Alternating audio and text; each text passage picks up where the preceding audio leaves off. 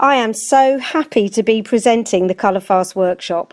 I haven't enjoyed putting a new program together as much as I have with this one for ages, and that's because there's just so much great research and information about the benefits of using detoxing and fasting to reset so many elements of your metabolism, from cleaning your liver to stabilizing blood sugar, not to mention creating an abundance of healthy gut flora.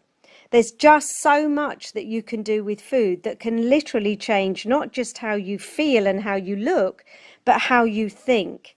Did you know that the majority of serotonin and lots of other wonderful chemicals that your brain uses to make you feel good are made in your gut, and that your gut lining is made of brain cells? So it's hardly surprising that food affects not just how you look and feel physically, but also emotionally.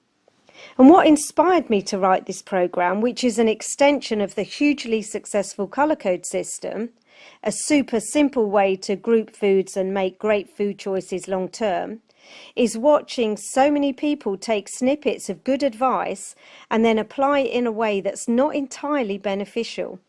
Fasting has become a bit of a fad, and whilst it can have some huge benefits, what you do before and after the fast are as important as the fast itself. And which type of fast should you do? A deep fast, an intermittent fast? How on earth are you supposed to make sense of all of the often conflicting information out there? Well, that's where I come in. I trained as a nutritional therapist and did a master's degree in nutrition and exercise before I trained as a holistic therapist.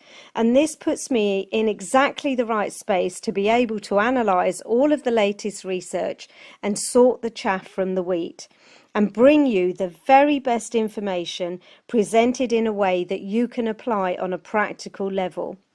As with everything I teach, I'm really passionate about helping people to live in a healthy body, physically, emotionally, and spiritually. And how you feed your body in all three of these elements will determine your health. And let's not underestimate this, the quality of your life.